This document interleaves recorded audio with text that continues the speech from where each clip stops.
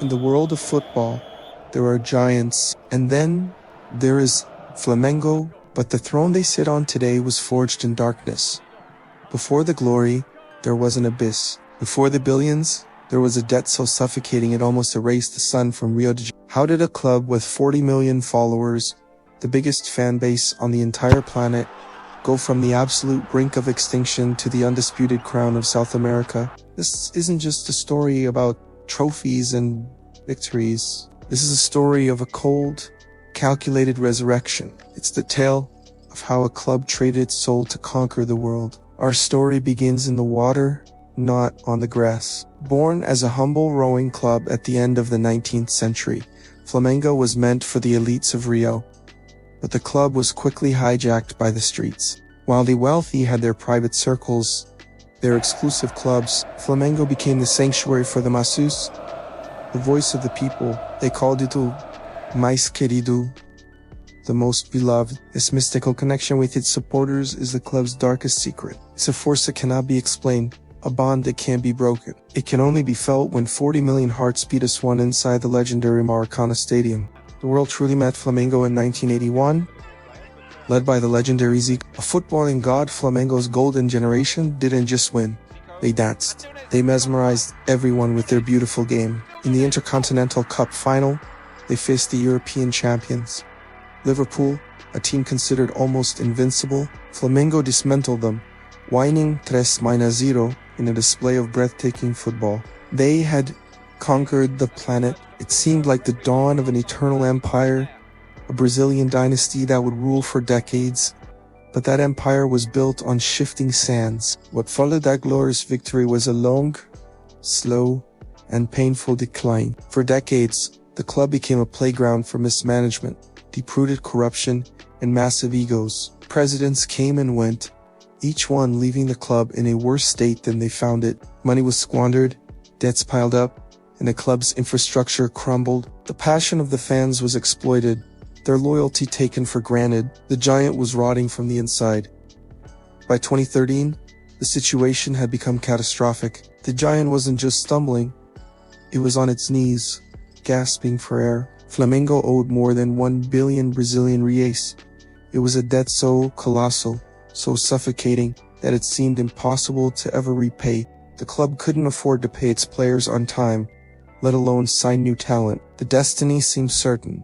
A slow descent into mediocrity, or worse, total disappearance. The flame, the symbol of their passion, was flickering out. The most beloved club in the world was dying. And then, the impossible happened. A revolution began. A group of fans, who also happened to be highly successful businessmen and economists, decided to take matters into their own hands. They were tired of seeing their beloved club being destroyed. Led by a man named Eduardo Bandeira de Melo, they launched a movement called Chapa Azul, the Blue Slate. Their philosophy was radical. They decided that Flamengo would no longer be ruled by uncontrolled passion, but by cold, hard logic. By ice and metal, they made a pact. They took control of the club and implemented a brutal austerity plan. They cut everything. They slashed the budget for the football department, sold off promising young players, and focused every single penny on one thing: paying off the debt. It was a painful process. For years, the team was mediocre. Fans had to watch their rivals win titles while Flamengo struggled just to stay competitive. They were laughed at, mocked for being a club that only cared about finances. They were sacrificing the joy of today for the hope of a better tomorrow. It was a high-stakes gamble, a financial alchemy that aimed to turn complete chaos into perfect order. Slowly but surely, the plan began to work. The debt started to shrink. The club's finances became healthier. The bleeding had been stopped. With their house finally in order, Flamengo could start dreaming again. They began to invest. But this chimie, they did it smartly. They brought in top professionals to run every department of the club. They built a state-of-the-art training facility, one of the best in South America, and they started to sign world-class players. When the cold, calculated financial strategy finally met the burning passion of the 40 million fans, the entire continent felt the shock. The team played a brand of attacking football that was simply with an army of talent like Gabriel, Gabago, Bruno Henrique, Jorge Andy, Arrascaeta and Felipe Luis.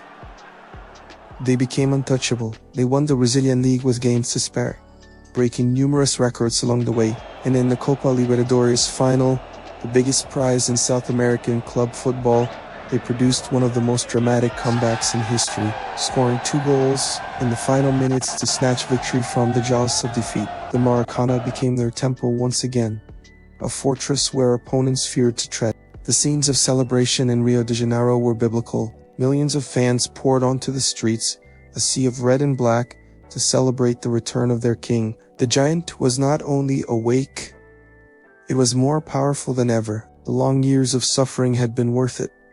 The gamble had paid off spectacularly. Today, Flamengo is no longer just a football club. It is its own economy. It's a financial titan that generates more revenue than any other club in South America by a huge margin. It's a powerhouse that looks down upon the rest of the continent. They can sign players from top European leagues, something that was unthinkable just a decade ago. The club that was on the verge of bankruptcy is now a model of professional management. But this story comes with a warning. At the top, the wind is colder and the fall is much steeper. In the shadows of history, every great empire eventually finds its end. The challenge for Flamengo now is to maintain this level of dominance, to avoid the same mistakes of the past, to keep the flame of passion burning without letting it consume them once again.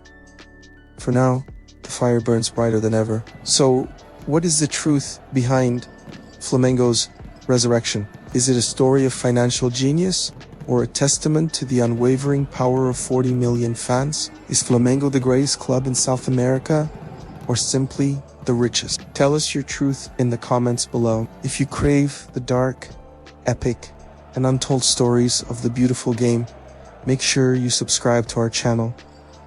The secrets of the pitch are only beginning to be unearthed. This is football's forgotten nightmares. Thanks for watching.